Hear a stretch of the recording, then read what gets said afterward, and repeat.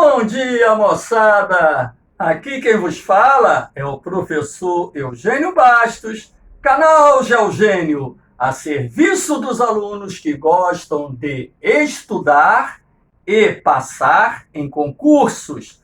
Moçada, vamos fortalecer o canal. Se inscrevam no canal, dê aquele like, compartilhe o vídeo e ajude o professor Eugênio Bastos a democratizar o ensino da geografia. Moçada, o tema da nossa aula de hoje será o comércio externo brasileiro.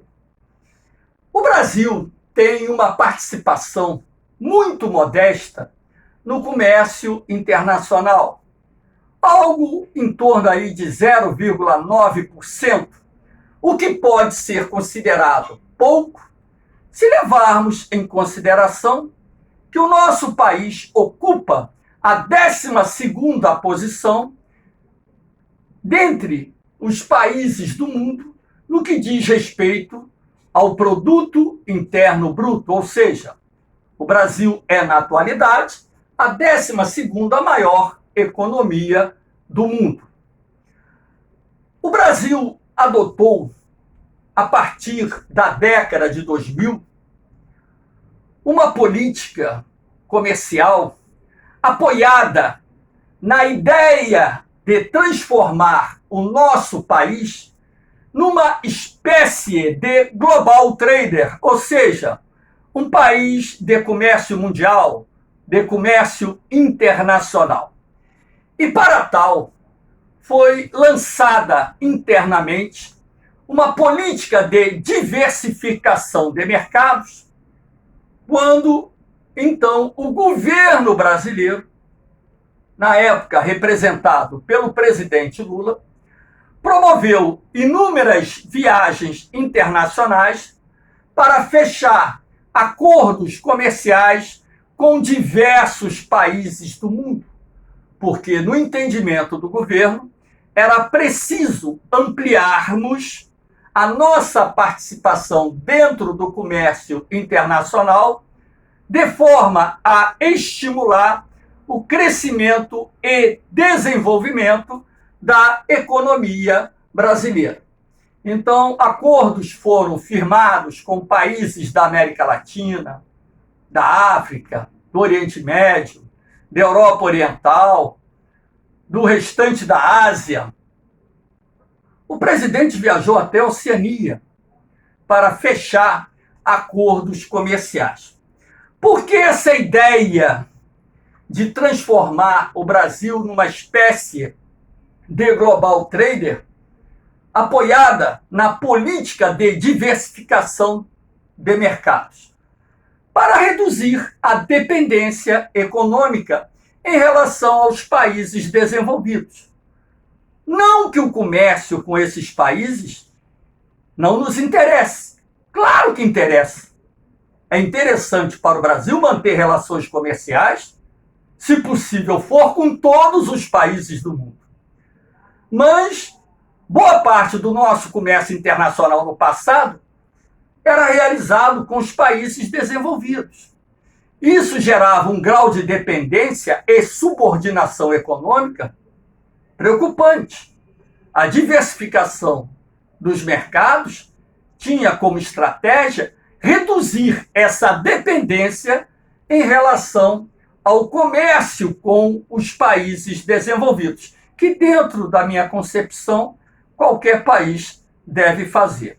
Manter relações comerciais abertas com todos os países de uma forma ampla para não ser dependente das economias mais fortes do mundo. Aquilo que eu disse, não é romper, diminuir o comércio com os países desenvolvidos, e sim ampliar o número de parceiros comerciais como forma de estimular o desenvolvimento econômico do país. Aqui nós temos os principais parceiros comerciais do Brasil. Vocês podem perceber através desse gráfico que a China é, na atualidade, o mais importante parceiro comercial do Brasil. Esses dados são de 2017, dados, portanto, relativamente recentes, que não foram alterados até o momento. Então, a China, com mais de 20% do comércio com o Brasil, é o nosso mais importante parceiro comercial. Ou seja, um pouco mais, 23% do comércio externo brasileiro é realizado com a China. Em segundo lugar, vem os países da União Europeia. Em terceiro lugar, os Estados Unidos, que foi, até o ano de 2010, o mais importante parceiro comercial do Brasil, perdeu essa posição para a China. Em quarto lugar, vem a Argentina. Em quinto lugar, aparece o Japão. Aqui nós temos dados referentes ao primeiro semestre de 2020, onde nós podemos observar o fluxo comercial do Brasil com a China, União Europeia, Estados Unidos e Argentina. Então, vocês podem perceber o seguinte, que o Brasil e a China, o Brasil exportou para a China, no primeiro semestre de 2020, 41,3 bilhões de dólares em produtos. E comprou desse país 19,4 bilhões de dólares. No primeiro semestre, o Brasil teve um saldo de 21,9 bilhões de dólares com a Argentina, com a China. Olha, o saldo comercial total do Brasil em 2020 foi de 51 bilhões de dólares. 40% desse saldo comercial foi com exatamente a China. Razão pela qual nós temos que ter muita atenção com a nossa política externa, nossas autoridades terem cuidado em não criticar de forma agressiva a China, porque nos interessa e muito termos a China como um forte parceiro comercial, uma vez que a China sozinha responde por mais de 20% de todo o comércio externo brasileiro. Aqui a União Europeia, nós exportamos para o bloco 18,3 bilhões de dólares e importamos 16,7. Tivemos aí um saldo de 1,6. Estados Unidos, nós exportamos 11,8 bilhões de dólares, importamos 14,9. Tivemos um déficit comercial com os Estados Unidos de 3,1 bilhões. Argentina, nós exportamos 4,4 bilhões de dólares e importamos 4,2 bilhões. Tivemos um saldo positivo de 200 milhões de dólares. Aqui embaixo é o saldo total envolvendo nossas exportações e importações com os países que mantêm relações comerciais com o Brasil. Então, no primeiro semestre de 2020, nossas exportações totalizaram 121,3 bilhões de dólares, nossas importações 90,9 bilhões de dólares, e no primeiro semestre tivemos um superávit comercial de 30,4 bilhões de dólares. Lembrando que o superávit comercial ele é muito importante para a economia de qualquer país do mundo. Aqui nós temos os principais produtos exportados pelo Brasil. China, 46% das exportações para a China foram derivadas do complexo da soja. A soja é, portanto, o principal produto brasileiro exportado para o mercado chinês. Em segundo lugar, aparece o petróleo, com 20%. Em terceiro lugar, o ferro, com 17%. Em quarto lugar, a celulose, com 6%. Nossas exportações para a China são predominantemente constituídas por commodities, produtos primários de baixo valor agregado. E o que nós mais importamos da China? Produtos industrializados, produtos eletrônicos, componentes eletrônicos, brinquedos, tecidos, confecções, autopeças, máquinas e por aí vai. Então, como eu disse a vocês, a China é hoje disparada o nosso principal parceiro comercial. Aqui nós temos a evolução da balança comercial brasileira no período de 2016 a 2020. Repare que o melhor momento nesse período foi em 2017, quando então o superávit comercial brasileiro alcançou 67 bilhões de dólares. Em 2020, esse superávit foi de 51 bilhões de dólares, um pouquinho melhor do que o superávit de 2019.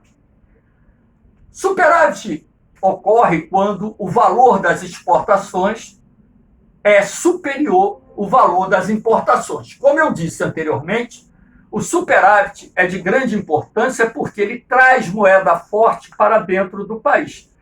E com esse recurso, o governo paga os serviços ou parte dos serviços da dívida externa.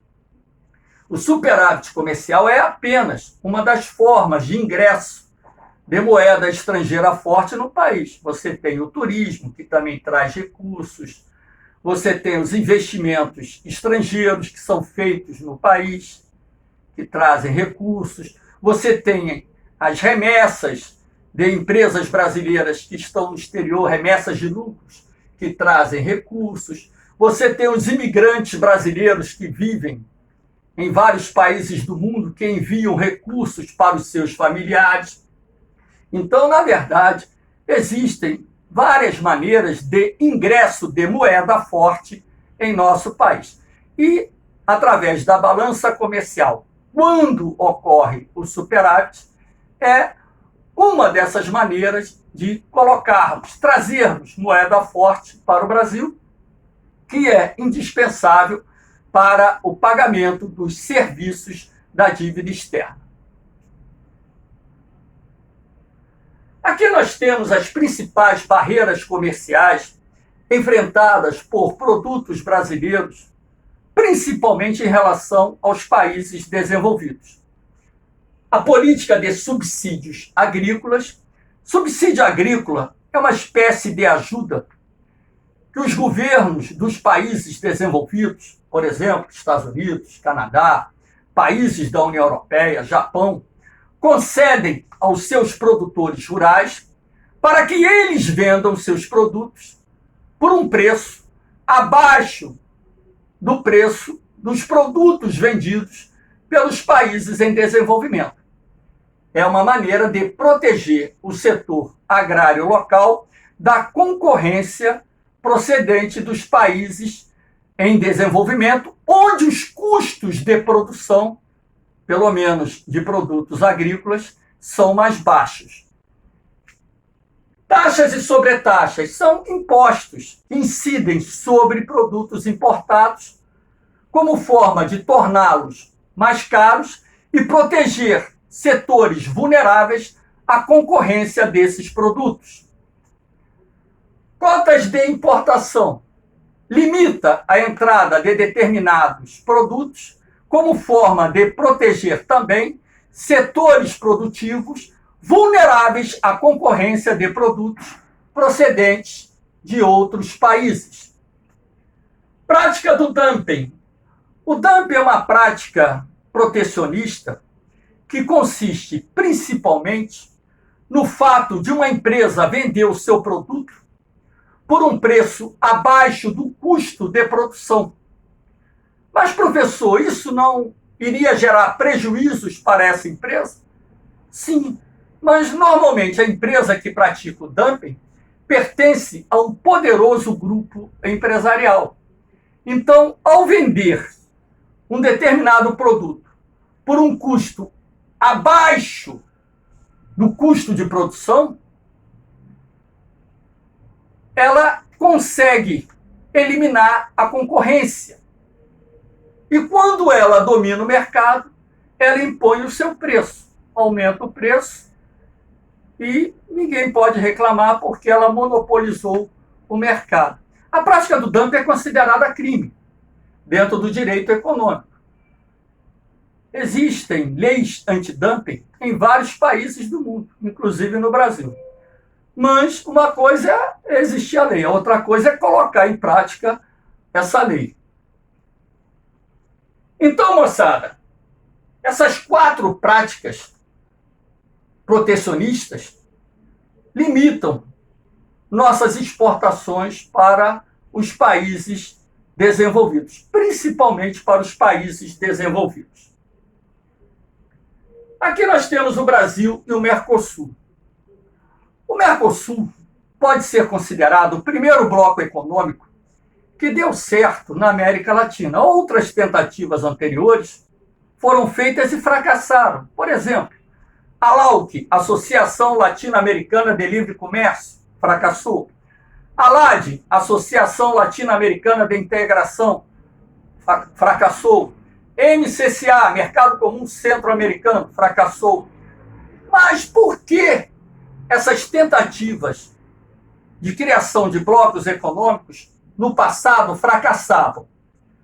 Por 2 motivos principais. Em primeiro lugar, os países da América Latina, no passado, tinham suas economias fortemente vinculadas ao setor primário, razão pela qual suas economias eram concorrentes e não complementares. A presença de economias complementares é de suma importância para que um bloco econômico dê certo. Então, como nossas economias eram concorrentes, isso dificultava uma maior integração econômica. O Brasil não iria exportar café para a Colômbia, se a Colômbia é o segundo maior produtor mundial do produto. A Argentina não iria vender soja para o Brasil, se o Brasil é um dos maiores produtores mundiais de soja.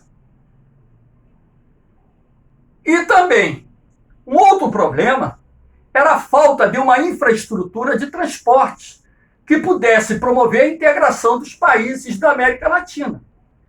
Como você pode intensificar o fluxo comercial sem uma infraestrutura de transportes adequada? Aí vocês vão me perguntar, mas por que o Mercosul deu certo? Porque quando o Mercosul foi criado, na década de 1990, pelo Brasil, Paraguai, Argentina e Uruguai, nossas economias já eram complementares. O Brasil já havia emergido como uma nação industrial, razão pela qual nossas economias acabaram sendo complementares, e um outro fator foi a melhoria da infraestrutura de transporte entre esses 4 países. O Mercosul, ele foi criado através do Tratado de Assunção, assinado pelo Brasil, Paraguai, Argentina e Uruguai, que entrou em vigor no dia 1º de janeiro de 1995. O Mercosul tem como principais objetivos a eliminação das barreiras alfandegárias e não alfandegárias, como forma de estimular o comércio entre os países membros. O Mercosul permite a livre circulação de trabalhadores, mercadorias, capitais. O Mercosul ele criou a TEC, a Tarifa Externa Comum, que é um mecanismo de proteção para salvaguardar as indústrias locais da concorrência de produtos industrializados procedentes de países que não fazem parte do Mercosul. Esses são alguns dos mais importantes objetivos do Mercosul. O Mercosul cresceu. Posteriormente, tivemos o ingresso da Venezuela, que hoje se encontra suspensa em função da questão política naquele país. Desde 2016 que a Venezuela está suspensa. Tivemos o ingresso da Bolívia. E nós temos alguns países que são associados ao Mercosul, Chile, Colômbia, Peru, Equador são países associados ao Mercosul. O Mercosul, a nível de política internacional brasileira, ou seja, a política externa brasileira em relação ao bloco, tem como objetivo não só fortalecer o bloco, como também contribuir para o desenvolvimento econômico regional. É interessante para o Brasil que os países do Mercosul se fortaleçam, porque o desenvolvimento regional é importante para todos, não unicamente para o Brasil, que é a economia mais forte da América do Sul. O Brasil ele desempenha o papel de centro. Os países que fazem parte do Mercosul aparecem como periferias da economia brasileira. Então, quanto mais forte for o Mercosul, mais interessante é para o desenvolvimento do Brasil e dos demais países pertencentes ao bloco. Aqui nós temos o Brasil e a Organização Mundial do Comércio. O governo brasileiro, uns anos atrás, estava liderando um grupo de países emergentes, o G20 comercial, que inclusive a sua criação teve a participação direta do governo brasileiro em 2003, e o objetivo do governo brasileiro, através desse grupo, é pressionar a Organização Mundial do Comércio, que nas rodadas de negociações promovidas pela entidade, procura estabelecer um acordo comercial que atenda os interesses econômicos dos países desenvolvidos e em desenvolvimento. A principal bandeira de luta do governo brasileiro e demais países que fazem parte do G20 comercial é o fim da política de subsídios agrícolas que causa prejuízos de bilhões de dólares às nossas exportações. A OMC, por curiosidade, ela também entrou em vigor no dia 1º de janeiro de 1995, na mesma data do Mercosul. Mas, até hoje, a Organização Mundial do Comércio não conseguiu formatar um acordo comercial que atenda às necessidades ou os interesses dos países desenvolvidos e em desenvolvimento. Isto porque os países desenvolvidos se recusam a negociar o fim da política de subsídios agrícolas. Eu até entendo por quê. Se fizerem isso, vão quebrar o setor agrário local. Mas, do outro lado, os países emergentes que compõem o G20 comercial só assinam um acordo mediante a decisão dos países desenvolvidos em, no mínimo, reduzir os subsídios agrícolas, de forma que nós possamos aumentar nossas exportações para a União Europeia, para os Estados Unidos, para o Canadá e para outros países que adotam essa prática. Moçada, lembrando que a Organização Mundial do Comércio, ela tem como objetivo principal estabelecer as regras do comércio internacional, criar mecanismos que permitam o aumento da participação dos países em desenvolvimento no comércio internacional, como forma de reduzir determinadas disparidades. Estamos aqui encerrando o nosso encontro. Espero que vocês tenham gostado da aula.